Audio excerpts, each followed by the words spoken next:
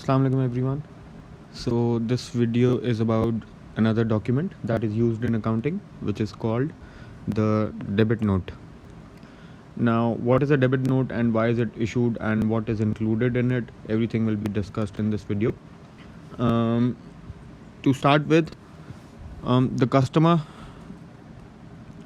should check that goods received are in a satisfactory condition and that they are exactly what was ordered. So whenever something is bought by a customer, it is the customer's responsibility to check everything, to check all the goods, and make sure that all the goods are in a satisfactory condition and they are exactly what was ordered in respect of price, quantity, and quality.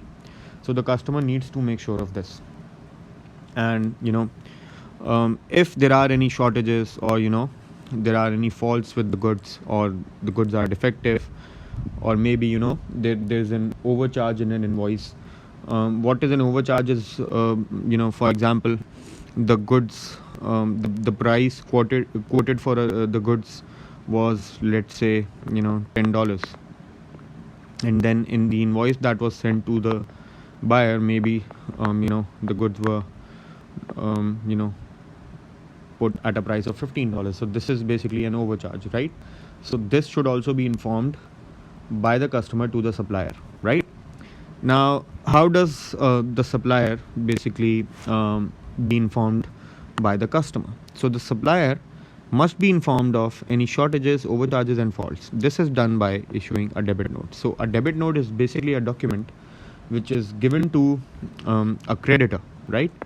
I will write it here. So a debit note is issued to a creditor, or a creditor can also be called a supplier, right?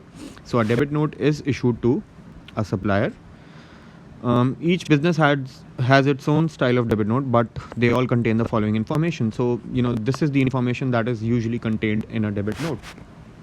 All right, we will have a look at that as well. What are the things that are included in a debit note? So a debit note is basically a document which is given to a supplier to inform him of any goods that were maybe defective, or if there was a shortage of goods, or if there was an overcharge in the original invoice. There's a very important thing written here. A debit note is a document issued by a purchaser of goods, which is obviously a customer, on credit to request a reduction in the invoice received. So basically you can say that this is a summarized definition of the debit note. Now, what are the things usually included in a debit note? Obviously it contains the name and address of the supplier. It also contains the name and address of the customer. It includes the date, and it includes the full details and quantities, and sometimes the prices of the goods returned or overcharged. Another important point is, when a price is included on a debit note, it is the price which the customer was actually charged for those goods, the price after the deduction of trade discount. Okay, so let me zoom in to the format of the debit note so that you can maybe have a look at it in a better way. Right, so this is how a debit note is basically prepared, right? So obviously it has the title, debit note, and it has the debit note number, just like we had numbers with the check, the invoice, right? So it has the customer's name and address.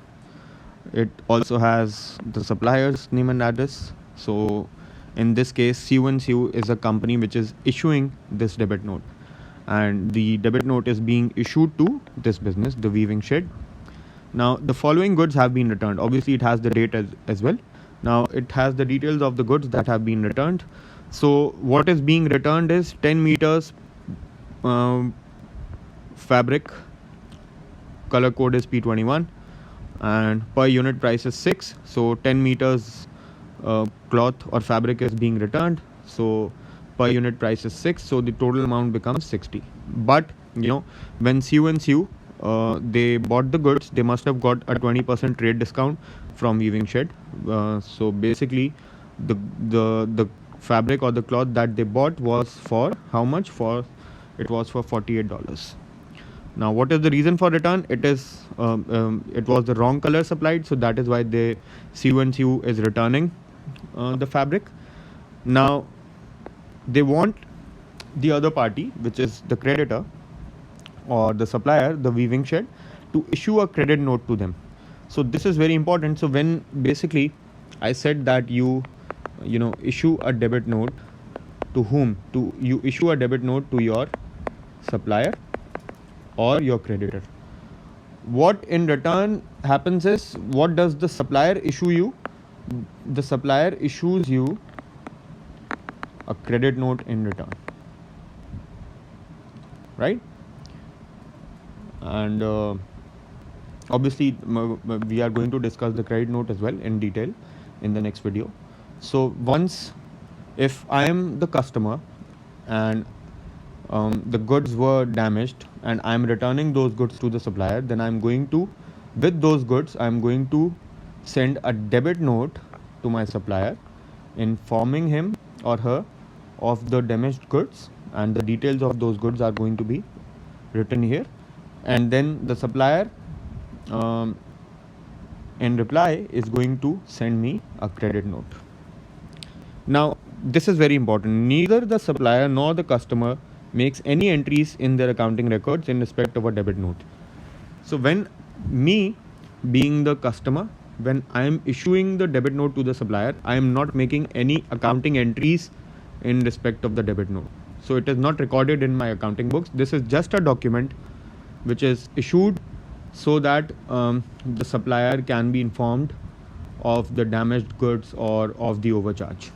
Okay, so I'm not going to make any entries in respect of this debit note. Similarly, when this debit note is issued to the supplier, when the supplier gets this debit note, he or she also is not going to record this debit note anywhere.